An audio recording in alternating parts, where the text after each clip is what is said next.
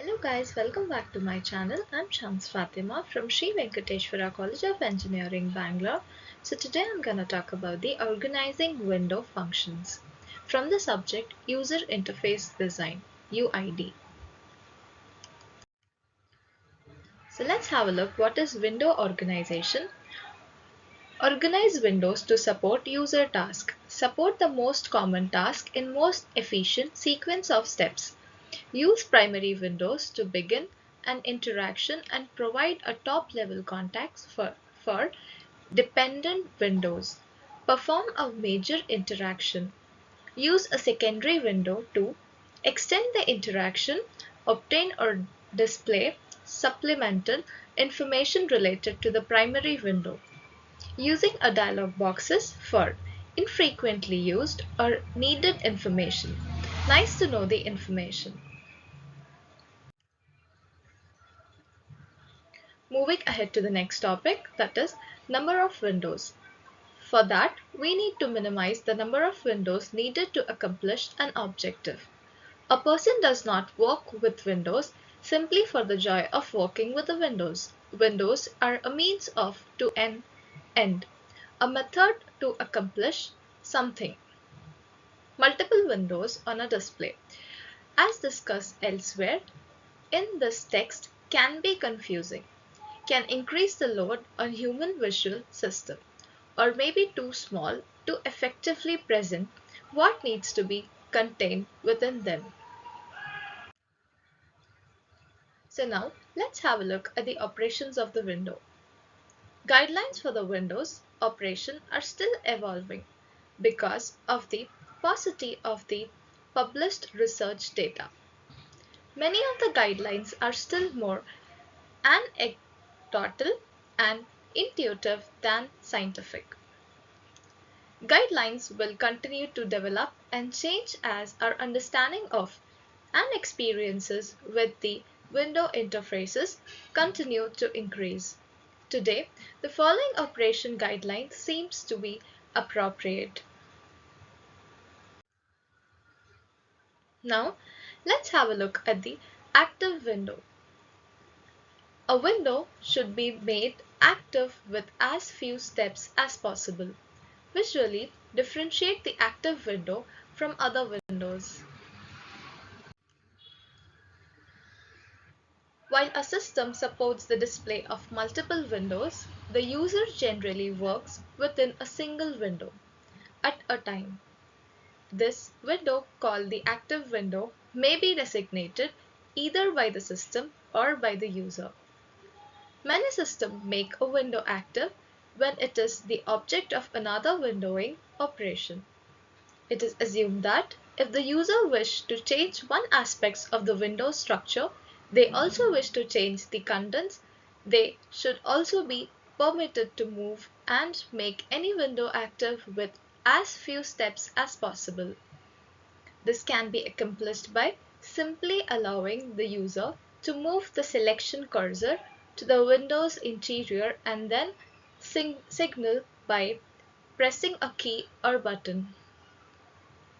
For the hidden windows, a menu bar is required.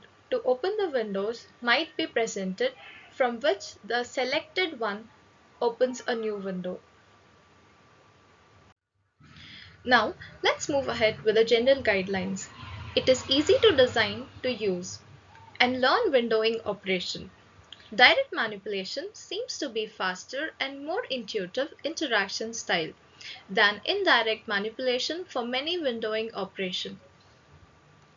Minimize the number of window operation necessary to achieve a desired effect. Make navigating between windows particularly easy and efficient to do.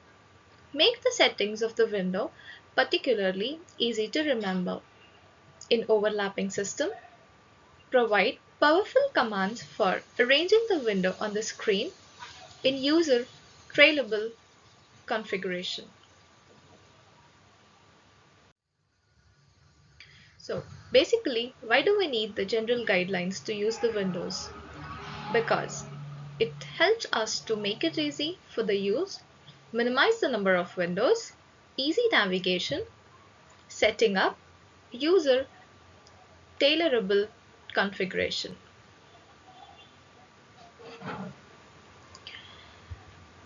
Design easy to use and learn window operation. Complexity of the window system should not cancel out its potential advantages.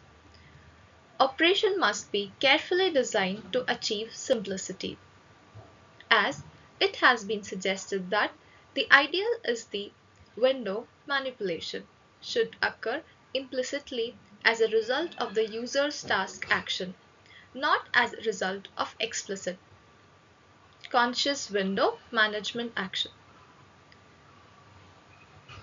The next one is minimize number. Minimize the number of window operation needed to achieve a desired effect.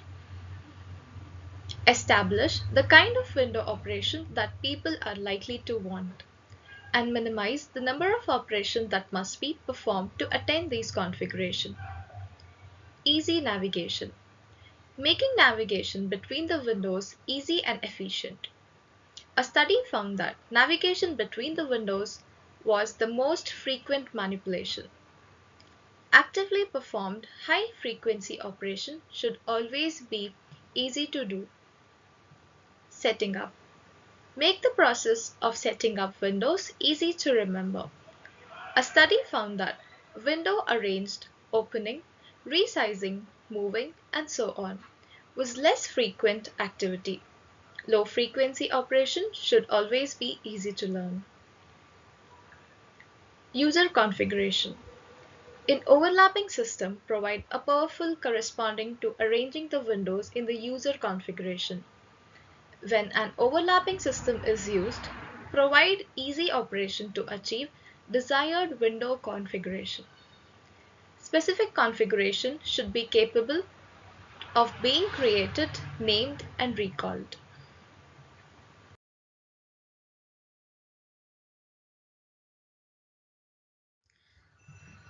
Now, let's move on to the next topic, that is opening a window. When a dependent secondary window is activated, its primary window and related peer window should also be positioned at the top.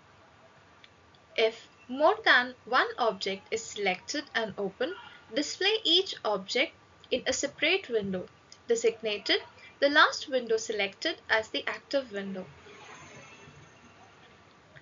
Display a window in the same state as when it was lastly accessed. If the task, however, requires a particular sequence of the window, use a fixed or consistent presentation sequence. With a tiled window, provided a easy way to resize and move newly opened windows.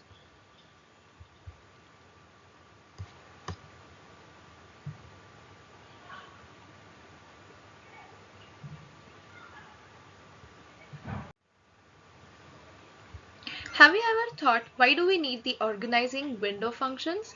Because it emphasizes on technical ease of implementation rather than a proper analysis of the user task. It focuses on the application, features, functions, and also the data type instead of the task. It also helps in the designing team into the application, and it blindly mimics the annual world and carrying over the manual inefficiency to the computer system.